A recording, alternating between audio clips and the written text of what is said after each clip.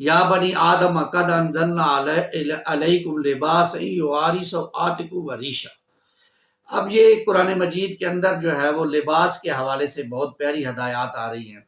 اے اولاد آدم، یقیناً اتارا ہے ہم نے تم پر لباس، کیوں کہ چھپائے تمہارے جسم کے قابل شرم حصے کو، وریشن اور تمہارے جسم کے لیے حفاظت بھی ہے اور زینت کا باعث بھی ہے، وَلِبَاسُ التَّقْوَىٰ اور جو تقوی کا لباس ہے، ذَلِكَ خَيْرٌ وہ سب سے بہتر ہے، وہ سب سے بہتر ہے، ذَلِكَ مِنْ آیَاتِ اللَّهِ لَعَلَّهُمْ يَذَّكَّرُونَ یہ نشانیوں میں سے اللہ کی نشانی ہے، شاید کہ لوگ نصیحت پکڑیں۔ اب دیکھیے لباس کے یہاں پر دو فنکشن بیان کیے گئے ہیں۔ لباس کیوں اللہ نے اتارا ہے؟ پہلا یہ کہ شرم و حیا کے لیے، اس سے انسان کے جو شرم و حیا والے حصے ہیں وہ ٹکے رہتے ہیں، چھپے رہتے ہیں، اور دوسرا زینت کے اظہار کے لیے، ٹھیک ہے جی۔ اس لیے اس کو نوٹ کریں کہ اس اللہ نے جو لباس اتارا ہے اس میں دو چیزوں کی اللہ تعالیٰ نے مزید ہمارے سامنے بات رکھی ہے کہ وہ لوگ جو سمجھتے ہیں کہ رہبانیت اختیار کرنی چاہیے، سب سے کٹ کر انسان کودے کھڑوں میں، اس کی بھی نفی ہو گئی ہے، اور وہ لوگ جو لباس کو تکلف سمجھتے ہیں کہ جی لباس تو ہے نہیں بس تکلف ہے، اس کی بھی نفی کر دی اللہ تعالیٰ نے۔ اس لیے معذرت کے ساتھ عرض کروں گا، آج بھی دنیا دار، یہ مسلمانوں کے اندر کی باتیں ہو رہی ہیں، آج بھی دنیا دار صوفیاء لباس کو ایک تکلف قرار دے کر برہنہ رہنے کو اعلیٰ درجے کی نیکی قرار دیتے ہیں۔ دوسری طرف مغربی تہذیب، مرغوب عناصر اس سے جو مرغوب ہو گئے ہیں، بے حیائی کے نام پر کلچر کو فروغ دے رہے ہیں۔ آج ہمارے ہاں عورتوں کے معذرت کے ساتھ عورتوں کے سطر کھلے ہوتے ہیں کپڑوں کے باوجود، اور مردوں کے بھی سطر کھلے ہوتے ہیں کپڑوں کے باوجود۔ اس لیے اس سے بچنا ہے۔ مجھے کوئی شخص بتا رہا تھا دنیا میں ایک جزیرہ ایسا ہے جہاں پر کپڑے پہن کر آپ داخل نہیں ہو سکتے، یعنی یہ اللہ کی کھلی بغاوت ہے، چاہے وہ مرد ہے عورت ہے، اس نے اگر وہاں جانا ہے تو وہ اپنے اوپر سے کپڑے اتارے گا پھر داخل ہوگا، بالکل برہنہ ہو کر، وہ یعنی حیوان بن کر وہ داخل ہوگا۔ حیوان ہے نا، اس کے لیے کپڑے نہیں ہیں، تو وہ حیوان بن کر داخل ہوگا۔ اچھا، ہمارے ہاں جدید جو عقل کو منطق سمجھتے ہیں وہ پھر یہ کہتے ہیں دیکھیں نہیں، اللہ تعالیٰ نے تو انسان کو ننگا پیدا کیا نا، جب پیدا ہوا تھا تو اس کے جسم پہ کوئی کپڑے تھے، تو یہ کپڑے پہننا تکلف ہے۔ یہ تو کوئی بندہ نہیں سمجھ سکتا کہ کپڑے پہن سے کوئی اللہ کا ولی بن سکتا ہے۔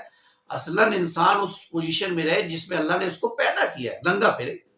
اس لیے ایک دن مجھے ایک شخص بتا رہا تھا، ہمارے ادھر گاؤں میں ایک شخص ہے، وہ ایسے ہی گھومتا رہتا ہے، کپڑے اس نے نہیں پہنے ہوتے ہیں، شلوار بھی نہیں پہنی ہوتی ہے، قمیض بھی پھٹی ہوتی ہے، تو مجھے وہ کہہ رہا تھا، میں نے کہا یہ دیکھو یہ بھی اپنے آپ کو پتہ نہیں کیا سمجھ رہا ہوگا، تو کہنے لگا حضرت ادب سے بات کریں، یہ مجذوب ہے۔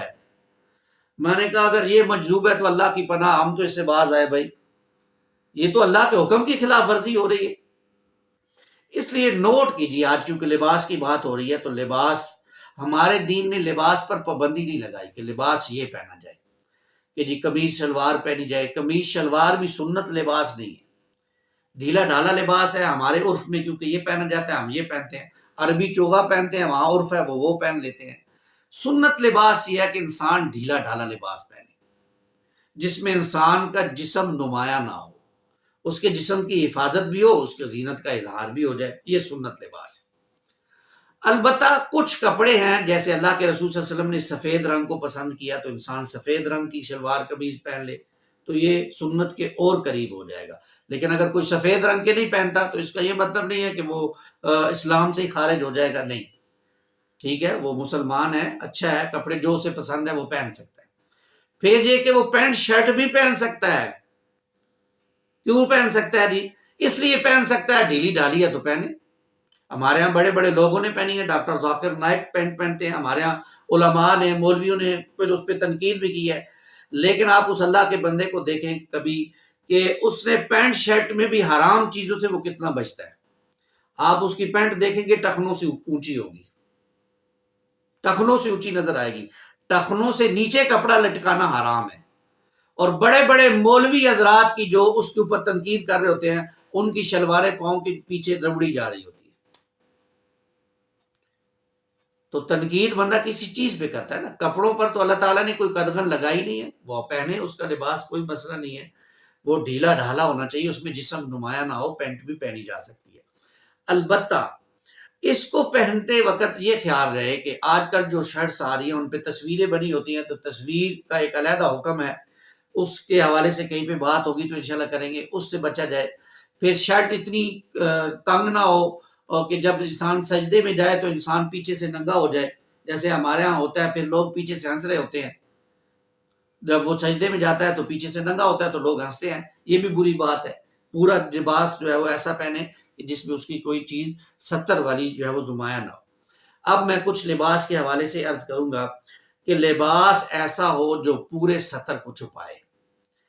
مرد کا سطر ناف سے لے کر گھٹنے تک ہے، یہ تو ہر حال میں چھپا ہونا چاہیے، سوائے انسان اپنی بیوی کے اور یا مجبوری کے تحت ڈاکٹر کے کسی اور کو یہ سطر نہیں دکھا سکتا۔